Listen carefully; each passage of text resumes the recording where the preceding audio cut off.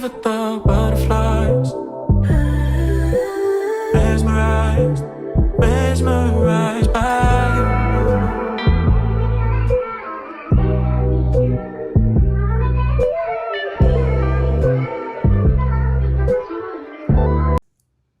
Hey, you guys, and welcome back to another episode of Diary of a Real Estate Mom.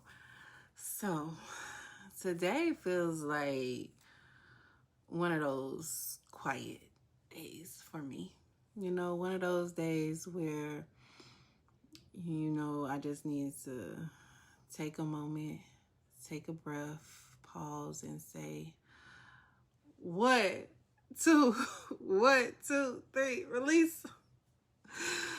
No, but for real, all jokes aside, today has been a trying day for me. You know, it's been one of those days, if I'm being honest. And I felt all of the emotions today, from irritated to frustrated to distracted to mad. And it just felt like so many things were all pulling on my energy at once, just trying to knock me off my focus. But instead of letting that energy follow me through the rest of my day, I've been working on releasing that before it settles, because after you've been through burnout and carrying so much and holding on to things longer than you need to, I'm talking about people, places, and things, the next step isn't more strength.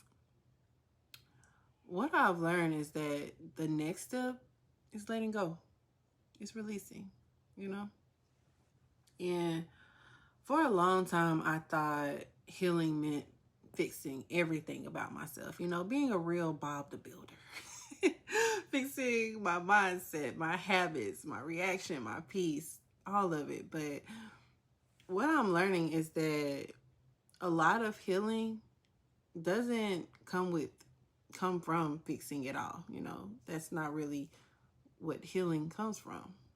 A lot of times it comes from releasing, especially when the weight you're carrying isn't even new. It's just old energy showing up again, maybe in different forms, and trying to take up space that it no longer deserves. I'm learning to let go of the version of me that survived by overfunctioning. Letting go of the guilt that I've carried for not being able to do everything at once. I'm learning to let go of the pressure to always be available. The expectations that were never even mine to begin with. Healing requires release. And sometimes release isn't gentle at first. Sometimes it feels awkward. It feels scary.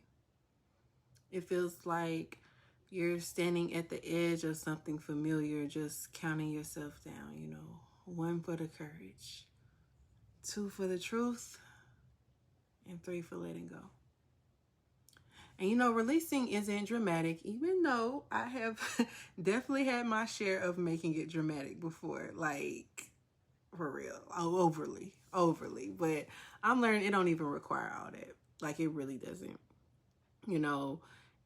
It doesn't always look like big speeches, announcements, or bold exits like I used to think it did, Most of the time, honestly, it happens quietly in decisions that nobody else sees. It may look like no longer responding immediately just because you can. It might look like not explaining yourself as much. It might look like choosing rest over pushing through. It might look like allowing some things to just stay unfinished without judging yourself for it. It might even look like letting certain narratives, stories, and perspectives be told about you and you're not clearing up nothing. Especially on days like today where doing less is actually what's protecting my peace. Release showed up for me in small ways, before it ever really showed up in big ones. And see, here's what nobody really tells you about release, releasing anything, whether it's a person or an old version of yourself, it all can feel like grief. You're not just letting go of people or habits. Sometimes you might be letting go of what you thought life would look like for you by now. You might be letting go of what you thought you had to be. You might be letting go of what you thought you had to carry along. And even when letting go is the healthy thing to do, I'm going to be real with you, it can still hurt like hell. And what I had to learn is this. You don't always release because something is bad. Sometimes you release because it's simply too heavy to carry in the season that you're in now. And holding on to it out of familiarity can be just as draining as carrying it something that's painful, So it doesn't necessarily have to be something wrong. It can just be because your body feels the misalignment before your mind can fully comprehend it. Your nervous system might get uneasy around certain energy. Things that once felt safe might start to feel tight. Things that used to feel natural and comfortable suddenly start to feel forced. And see, that's exactly how today has made me feel. Like my body was saying, this doesn't align anymore. It can't come with us. You don't always need a dramatic reason to release something. Sometimes you just don't feel at peace there anymore with that person, that place, or that thing. Sometimes the comfort quietly expires. And instead of ignoring that feeling like I used to do, I've learned to listen to it. I've learned to trust it.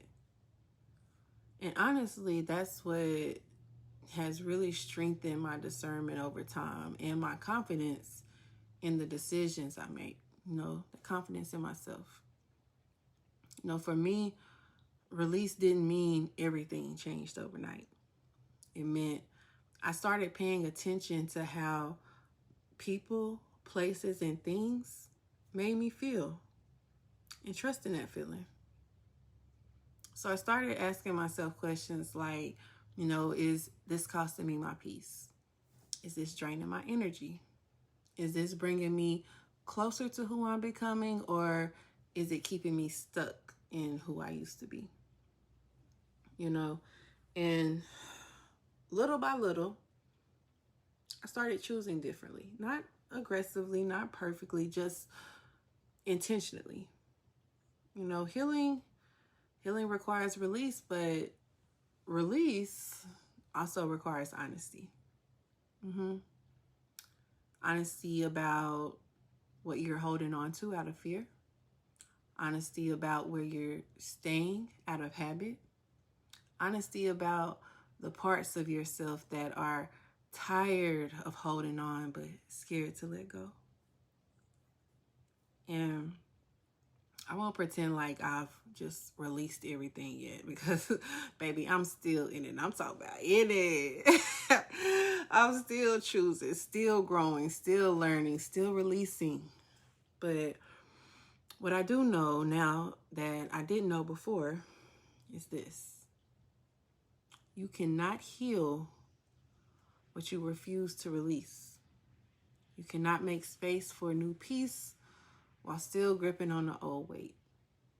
And you cannot become who you're meant to be while still holding onto what's keeping you small. Some of the things we're still holding on to have probably already served their purpose. They probably already done taught the lesson and already done did their job. And at some point, you got to look at what you're gripping so tightly to and say, 1, 2, 1, 2, 3, release it. I love that video. But no, for real. When you do release it, don't release it with anger.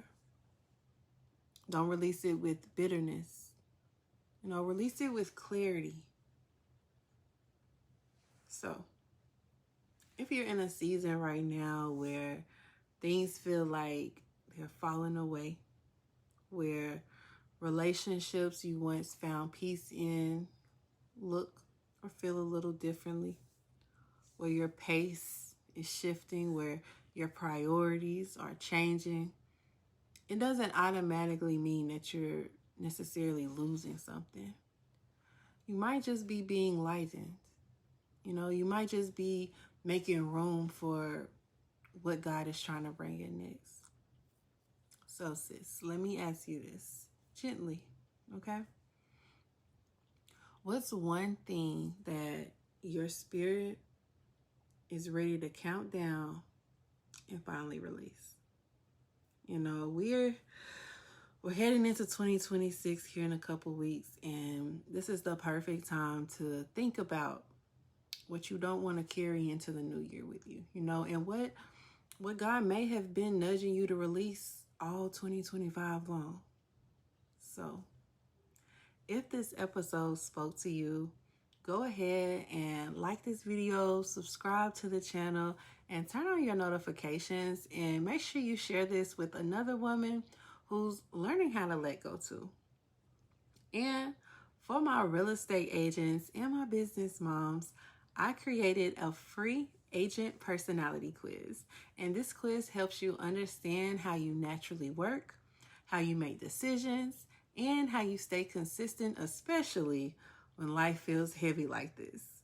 It's quick, it's free, and the link is in the description below. So make sure you guys check that out. All right, sis. Well, that's it for today. If you stayed to the end, I truly, truly appreciate you for tuning in. I'll see you guys next week, same time. Bye.